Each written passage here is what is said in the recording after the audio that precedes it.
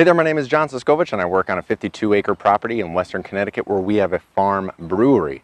Now, one of the brewing ingredients is hops, and hops are these little flowers, and on the inside there is yellow powder called lupulin, and that lupulin is used to flavor the beer, both early and late, but we won't go into where hops are used. We're going to talk today about hop growing, and in this week, this series, this 5-video series, we're going to go over 5 of the things that annoy me most, that I struggle with most about the hop yard, creating this video series to share with my friend Allie so she can see all of this and give me some feedback on what I'm struggling with. And hopefully, as a beginning hop farmer, you'll be learning from this as well. And perhaps at the February University of Vermont Hops Conference, everybody can stand around and make fun of me for being such a novice after all these years. But today's video is about organizing the hop yard and how your hops come up year to year. We're going to get into that on this video, and then the preceding videos we're going to go over weeding, pruning, spraying in the heat, and harvesting. And that is our video series for this week.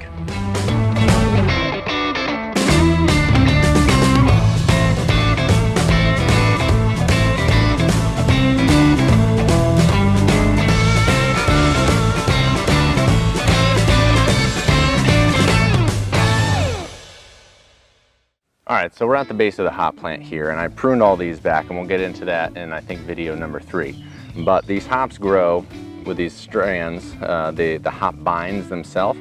It's a vine that goes up this quar and comes up from the ground every year with a whole bunch of shoots, and it comes back from the rhizome, so it's perennial underground, and then all of this is cut back at the end of the season. Now, when they come up early in the season, one of the things that I struggle with is when we're hanging the quar, the string to put the hops on, we tie the knots in about 3.5 foot intervals. For 3 foot intervals, our plant spacing is a little tight. But the hops, year to year, can spread and come up and spread and come up. And what I've found challenging is getting that spacing even up on top, and then as the hops spread and walk around on the bottom, how do you prune and train to make sure that this one plant isn't spreading over into this plant, so you have one root system essentially building 2 different hop vines in your yard? How do you keep them clean in between and organized?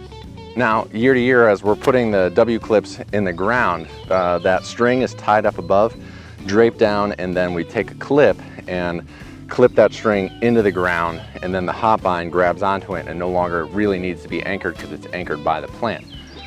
So with putting those clips in the ground, getting the ground spacing to match the sky spacing, if you will, up on the trellis has been a challenge. And the only thing that I've come up with in the past is either the length of the pole that you're putting the hop clips in the ground with is about 3 feet, so I use that as a measurement. It's kind of accurate.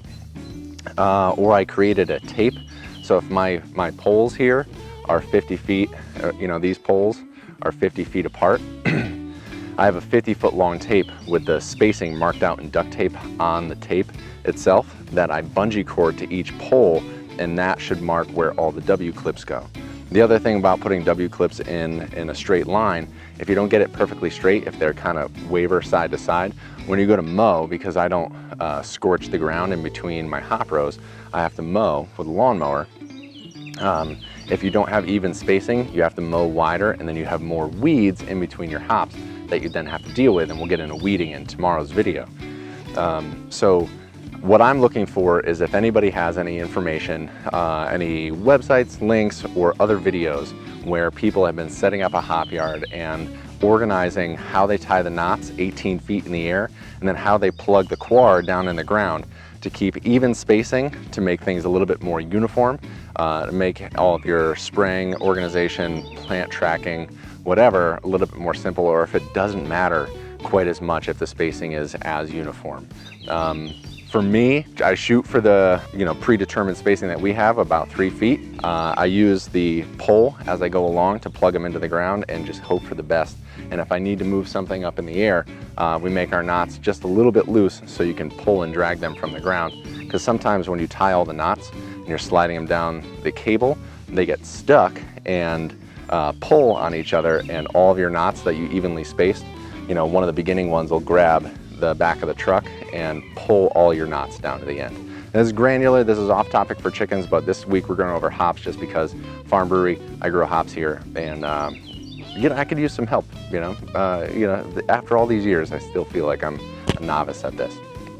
So tomorrow we're going to go over weeding. It's a little bit more interesting, and for the people who are good at gardening and weeding around gardens, this will be a nice fun challenge to figure out how you take conventional weeding methods and apply them to trying to be organic hop yard situation.